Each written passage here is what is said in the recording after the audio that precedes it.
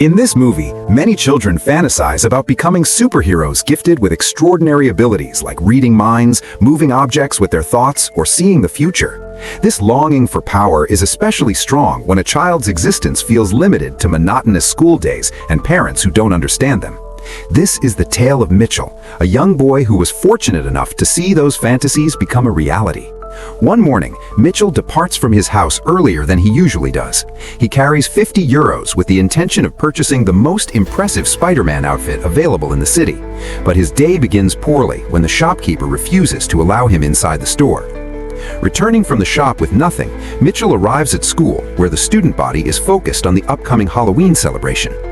Suddenly, a police officer named Giovanna Silenzi enters the classroom to announce that their peer, Martino, has been missing for several days, and she asks the students for any helpful details. When she unexpectedly approaches Mitchell to speak with him, his classmates begin to tease him.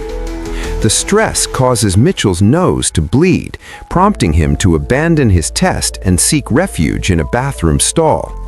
However, the harassment continues during break time when bullies steal his costume money and drive him away from school using a paintball gun. Dejected, Mitchell returns home, skips dinner, and attempts to ignore his pestering younger sister. When she mocks his lack of social connections, he leaves the house with determination and visits a budget-friendly shop selling horror items. He purchases a basic costume modeled after an obscure Chinese superhero and wears it to the party. At the event, he encounters Stella, the girl he likes, who is dressed as Marie Antoinette, but their interaction is cut short. A large television screen displays embarrassing footage of Mitchell, causing him deep humiliation. He flees from his peers and hides in a room, desperately wishing to his reflection that he could simply vanish. Though his wish seems ignored at first, he returns home after leaping out of a window. The following morning, Mitchell wakes up still wearing the costume. He gets dressed and goes to the bathroom, but upon checking the mirror, he sees only his clothes floating in the air. Dropping his robe in his bedroom, he realizes he has become entirely invisible. His mother enters the room and panics when she cannot find him, fearing he has disappeared like his classmate. Mitchell quickly leaves a note to reassure her, allowing her to go to work in peace. Now able to control his visibility with his clothes, Mitchell heads into town to seek retribution. He spots his bully Ivan on the street and decides to enter his classroom unseen. Mitchell snatches Ivan's paintball gun, fires it into a desk, and leaves the weapon in the bully's hands to frame him. He then sneaks into the teacher's office to fix his test scores.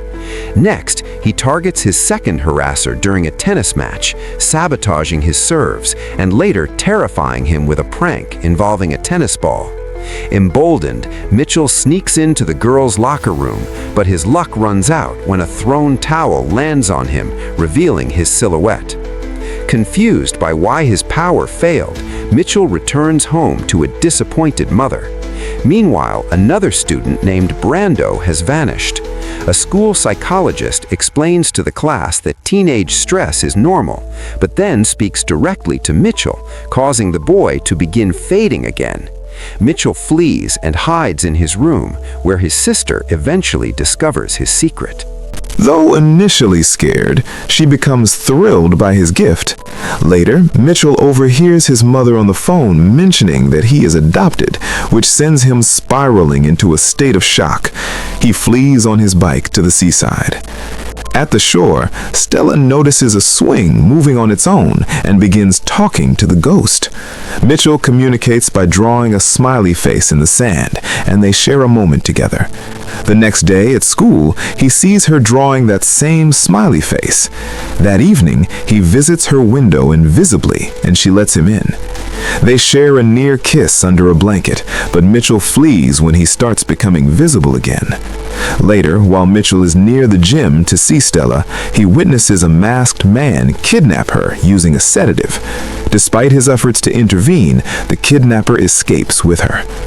Stella wakes up in a laboratory where mysterious people are running tests on her. Mitchell, determined to save her, finds that his superhero suit has shrunk in the wash. His frustration triggers a sonic scream that shatters the glass in his house. He encounters a blind man named Andre at the shore, who reveals he can read Mitchell's mind. Andre explains he is Mitchell's biological father and that they are survivors of a Russian nuclear accident that granted them powers.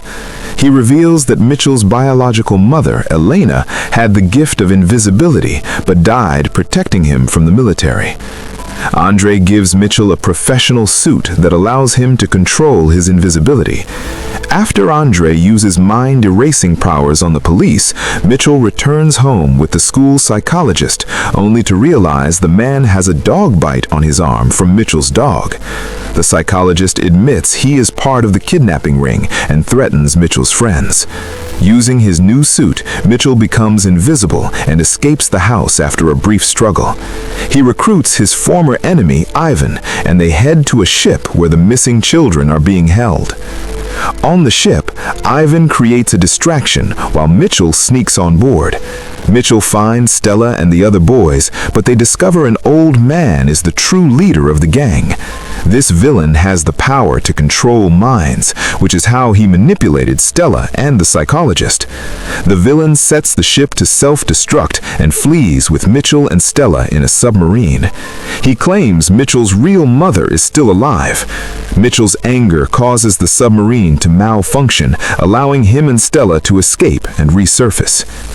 In the aftermath, Mitchell briefly demonstrates his powers to the public, but his father Andre intervenes to erase the witnesses' memories to keep him safe. Life returns to a version of normal. Mitchell's mother remembers nothing, and Mitchell finally stands up to his bullies at a school party. He reconciles with Stella and they walk off together. However, the story concludes with the revelation that Mitchell's mother is indeed alive and watching him, and he has a twin sister named Natasha who has been found in Morocco. And that is how the movie comes to an end.